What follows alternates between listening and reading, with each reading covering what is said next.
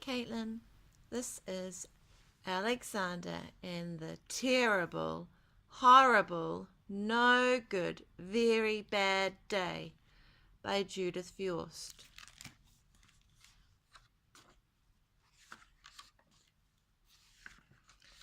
I went to sleep with gum in my mouth, and now there's gum in my hair. And when I got out of bed this morning, I tripped on the skateboard. And, by mistake, I dropped my sweater in the sink while the water was running. I could tell it was going to be a terrible, horrible, no good, very bad day. At breakfast, Anthony found a Corvette Stingray car kit in his breakfast cereal box, and Nick found a junior undercover agent code ring in his breakfast cereal box. But in my breakfast cereal box, all I found was breakfast cereal. I think I'll move to Australia. In the carpool, Mrs. Gibson let Becky have a seat by the window. Audrey and Elliot got seats by the window too. I said I was being scrunched. I said I was being smushed. I said, if I don't get a seat by the window, I am going to be car sick. No one even answered. It was a terrible, horrible, no good, very bad day. At school, Mrs. Dixon said that she liked Paul's picture of a sailboat better than my picture of an invisible castle. At singing time, she said I sang too loud. At counting time, she said I left out 16. Who needs 16? It was a terrible, horrible, no good, very bad day.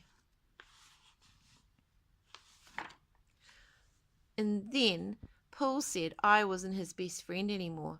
He said that Philip Parker was his best friend, and that Albert Moyo was his next best friend, and that I was only his third best friend. I said to Paul, I hope you sit on a tack.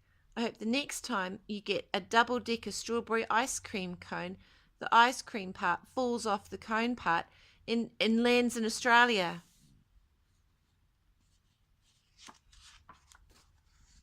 Then Philip Parker's lunch bag had 2 cupcakes. Albert got a chocolate bar with almonds in it, and Paul's mother gave him a piece of cake, a jelly roll that had little coconut sprinkles on top. But my mum gave me a sandwich and milk and no dessert. It was a terrible, horrible, no good, very bad day. Then, after school, my mum took us all to the dentist, and Dr. Fields found a cavity, but only in my teeth. And I have to go back next week to have it fixed, said Dr. Fields. Next week, I said, I'm moving to Australia. Then, on the way downstairs, the elevator door closed on my foot, and while we were waiting for my mum to get the car, Anthony pushed me over into the mud. Then, when I started crying, Nick said I was a crybaby.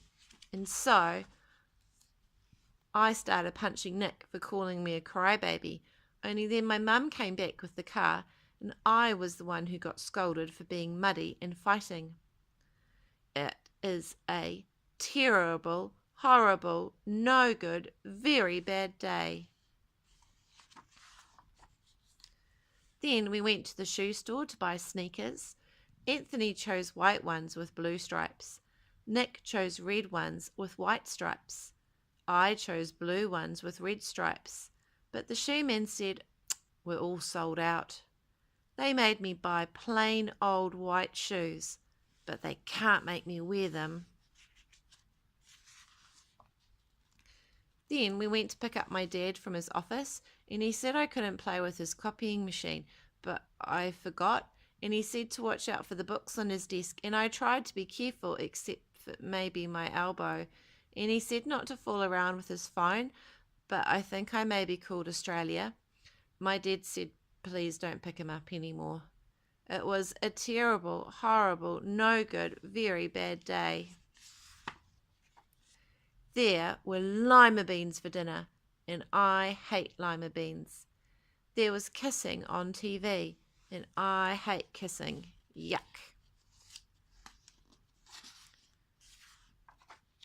My bath was too hot. I got soap in my eyes.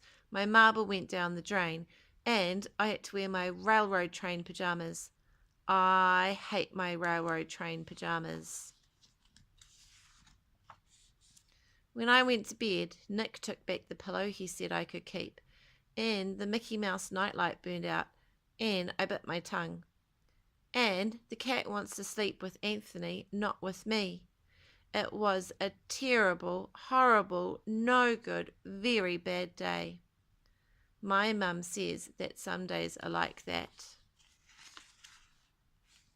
even in Australia.